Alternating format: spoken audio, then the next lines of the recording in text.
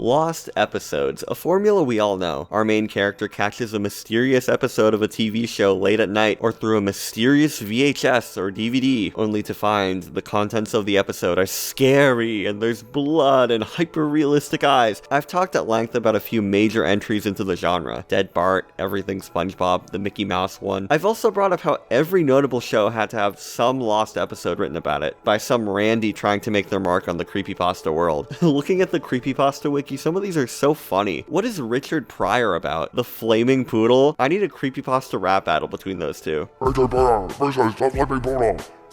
There's clearly a reason the genre became so popular, obviously. In the early 2010s, animators and other creatives who work on shows had more of an online presence. Behind-the-scenes content on cartoons was more available than ever. I suppose it would be believable to people that something creepy could slip through the cracks. I mean, think of that evil Rugrats comic, or all that stuff that came out from the SpongeBob crew. And the hyper-realism is most likely from those cartoon character and real-life photoshops that are pretty creepy, let's be honest. Like Ben Drowned, I want to draw comparisons to the train coming into the station. This was the first time people saw something like this written down somewhere, and not a playground rumor like Barney getting a rock dropped on his tail and cussing out the audience. These stories aren't anything special in hindsight, and that's bad because for a lot of people, mostly children, writing their own lost episode stories, these were the gold standard of quality. The genre of lost episodes never evolved in any way, and the formula got pretty stale. It's gotten so old that making fun of it is cliche, but there are some exceptions. The real classics. Candle Cove, 1999, anything that tries to make an original IP or video is interesting at least. There's at least two stories that try and tie all the various lost episodes together. One by iconic creepypasta author and drama YouTuber, I guess,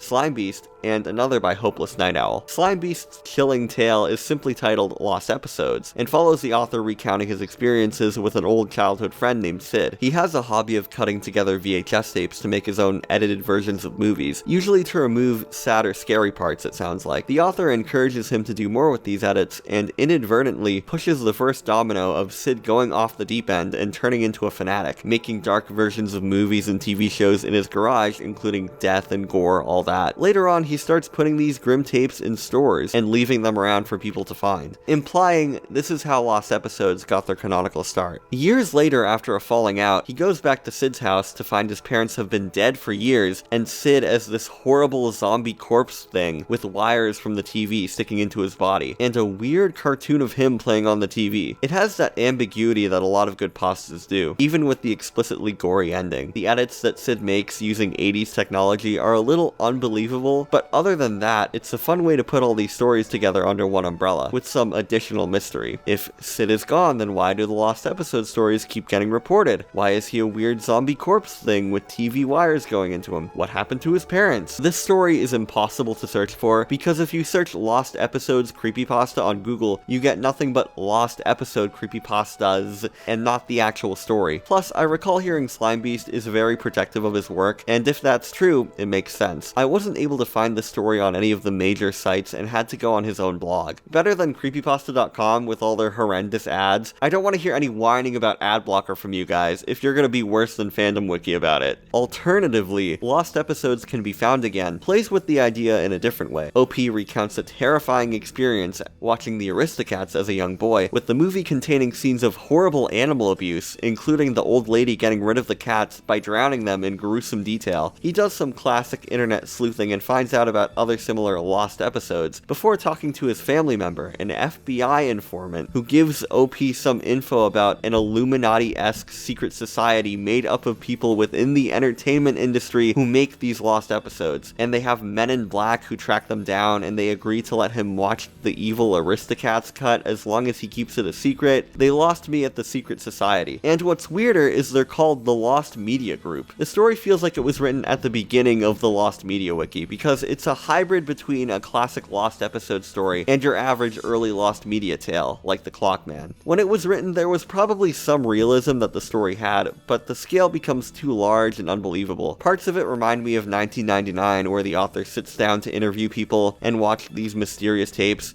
But here, OP is traveling around the country and being hunted down in the process. It's not scary, and there's no real suspense either. It's stupid, that's what it is. Also, he writes it like in the Aristocats, it's the old lady who tries to get rid of the cats. It's the butler who does it in the movie. I haven't even seen it, and I know that. Fake fan. I always think it's funny when shows acknowledge creepypastas based on them. Gumball did the grieving thing, and if I remember correctly, The Simpsons had an intro based on Dead Bart. And you can't forget the scary Squidward being in an actual episode of SpongeBob. Can't believe Learning with Pibby got cancelled. I'm sure you know what that was. It was like this creepypasta but real, and this Dora the Explorer type character has to fight all these hyper-realistic bloody eye characters. We were robbed. Not the show, though, probably would have been bad. I'm talking about her.